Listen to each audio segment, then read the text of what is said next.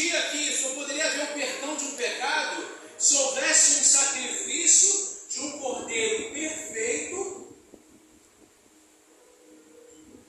e que o sangue dele fosse derramado em favor, para que Deus pudesse olhar o sangue daquele animal que foi ali aspergido e pudesse trazer o perdão de pecados. Então, por isso que Cristo vai na cruz do Calvário e ali derrama o sangue dele pela minha e pela sua vida na cruz, para que o Pai pudesse receber aquele sacrifício, como fazia antes, como o sacerdote antes fazia, para o perdão do pecado das pessoas.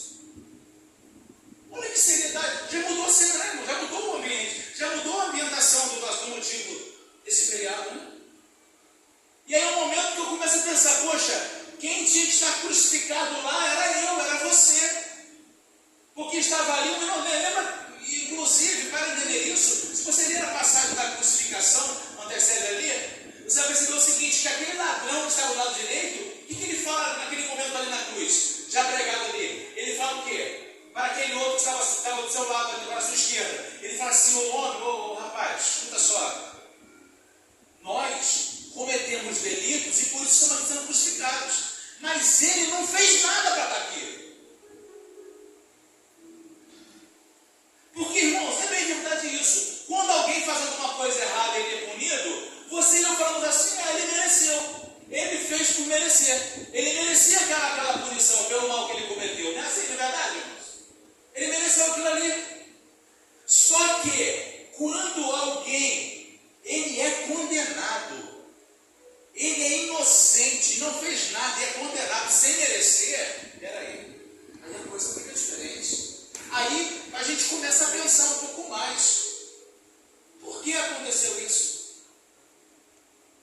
E mais do que tudo, irmãos, esse sacrifício não foi obrigatório, foi obrigado, ele não foi obrigado a fazer isso, ele fez isso de maneira espontânea. Ele quis fazer isso por você.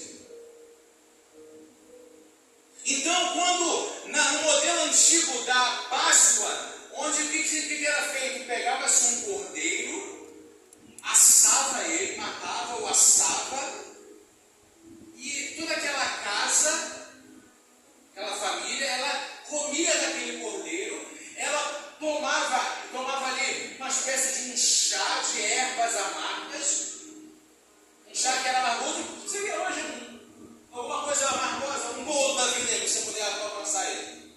Tomar bolo é gostoso, né? Mas o que era? Na verdade, o amargo daquela erva era para você poder sentir como foi desagradável, como é inadequado, é ruim aquilo que aconteceu.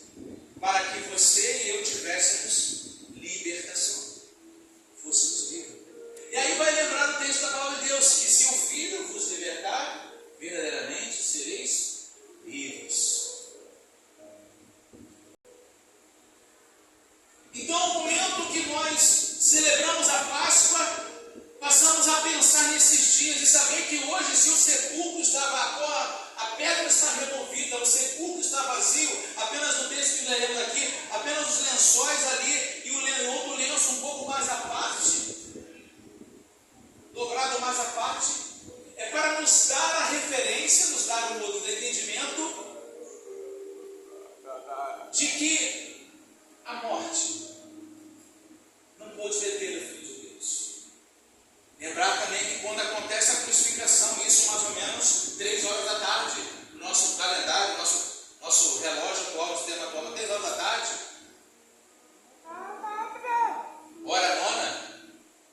Inclusive, vale aqui ressaltar uma informação muito importante, que era muito comum que os sacrifícios eram feitos pelo pecado, eram realizados no templo pelo sacerdote exatamente na hora nona, na antiga aliança.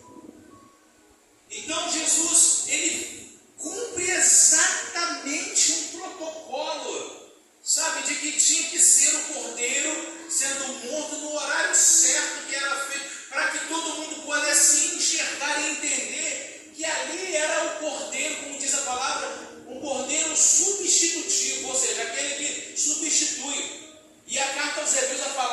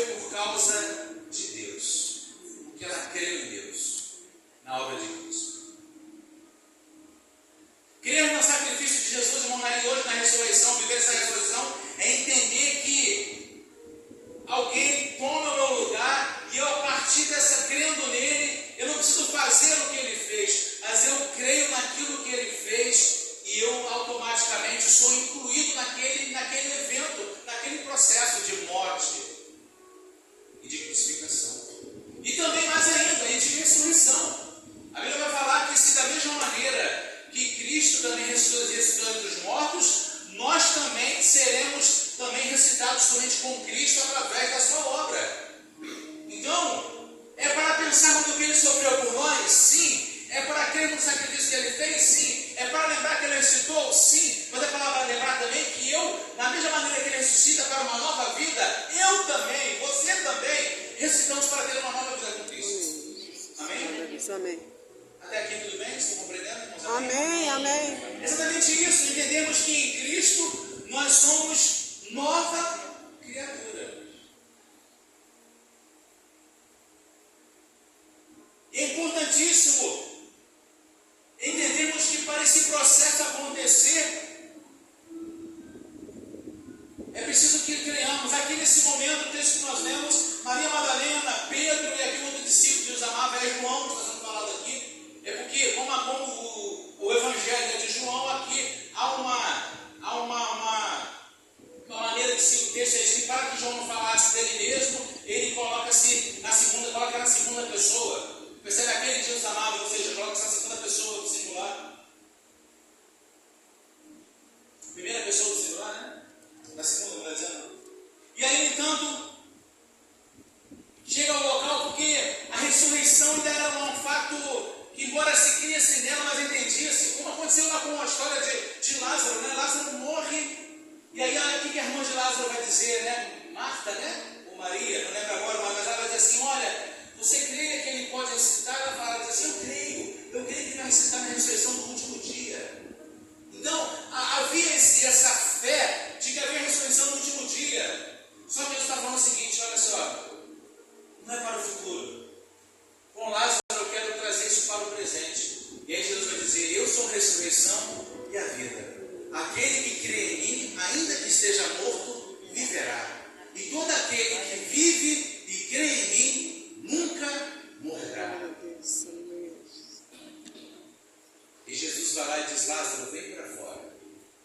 E Lázaro volta para a vida. E seria contraditório, irmãos. Jesus tem ressuscitado muitas pessoas, inclusive Lázaro, esse personagem especial que falamos aqui agora. E quando chegasse no caso dele, ele não ressuscitasse dos mortos, ficaria algo. Ele ressuscitando as pessoas, e aí quando chega no momento dele, ele permanece lá na sepultura. Mas, na verdade, quando essas mulheres vão de manhã bem cedinho, de madrugada lá, para fazer os preparativos, todos aqueles procedimentos comuns, funerários, ali na vida de Jesus, quando elas chegam, elas têm uma surpresa. Elas encontram uma pedra pesada e removida.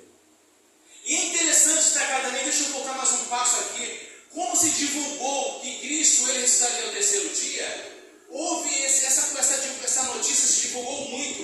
E aí o que aconteceu? Roma foi lá e pegou soldados e falou assim, olha só, vamos colocar soldados em prontidão lá junto do sepulcro, para que não possa causar um frisson no todo o corpo. Porque vamos dizer o seguinte, vai aparecer alguém de madrugada lá, vai abrir a pedra, vai pegar ele, vai tirar o corpo de lá, vai dizer que ele ressuscitou, vai inventar uma farsa. Então, para que isso não aconteça, vai ter soldados de guarda lá. Só que o texto vai dizer, irmãos, que quando chega bem de madrugada, aparecem anjos do Senhor. Aparece um anjo que vem sobre aquela pedra, e aqueles soldados, eles caem como mortos. E a pedra é removida e Jesus, ele sai daquele estado de morte, ele é ressuscitado, ele ressuscita para mim. Paulo apóstolo vai dizer que o mesmo Espírito que ressuscitou a Jesus entre os mortos, ele também ressuscitará nossos corpos mortais. E acontece aquele momento ali, onde derruba toda aquela tese, daquela possibilidade de criar-se uma farsa daqueles que seguiam Jesus. E essa notícia foi tão extraordinária, tão nova e tão surpreendente, que eles vão avisar e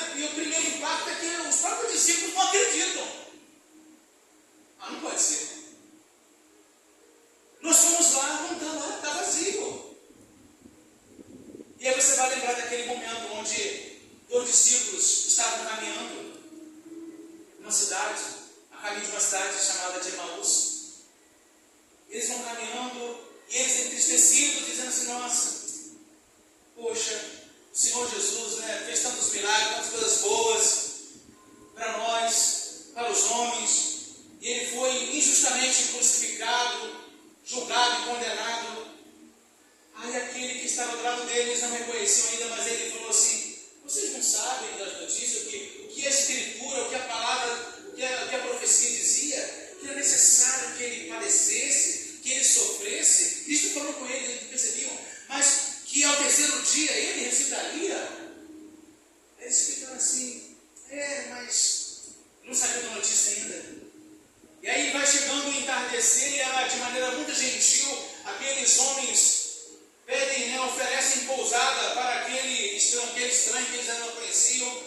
E eles chegam até aquela casa, recebem aqueles tratamentos básicos de uma hospedagem na casa. E aí quando eles se assentam ali à mesa para comer, para fazer uma refeição, quando Jesus entra dessa mesa, Jesus pega no pão, abençoa e parte, eles percebem, eles distinguem que era Jesus ali. E naquele mesmo momento, Jesus desaparece diante dos olhos deles. E eles falam a seguinte frase, eles começam a conversar. Falam assim: vem cá, era só comigo só? Era só eu que estava sentindo? Porque quando ele estava no caminho na estrada, vindo para cá, quando ele mencionava as Escrituras, eu sentia no meu coração um arder, sentia uma sensação, sabe, uma identificação tão grande. Você também estava sentindo? Eu também estava sentindo tudo isso. Glória a Deus. E eles tiveram a convicção de que aquilo que Cristo disse que ele ressuscitaria realmente aconteceu. E nessa noite que você e eu entendamos que essa data que hoje celebramos a ressurreição de Cristo, quando sempre aqui nos reunimos, fazemos a ministração da ceia do Senhor, partimos o pão aqui, tomamos o cálice, suco de uva, lembrando do seu corpo e do seu sangue derramado por nós, lembramos disso até que Ele venha. Entendemos que hoje é o motivo de nós, irmãos, a igreja ela é ainda a única instituição que consegue entender o significado real disso, e nós não podemos deixar isso apagar, irmãos. Não podemos deixar essa convicção morrer, essa verdade morrer, ser abafada pelo mundo comercial, pelos festejos, pelos bombons, pelas trufas, pelos ovos de chocolate, pelas ganaches deliciosas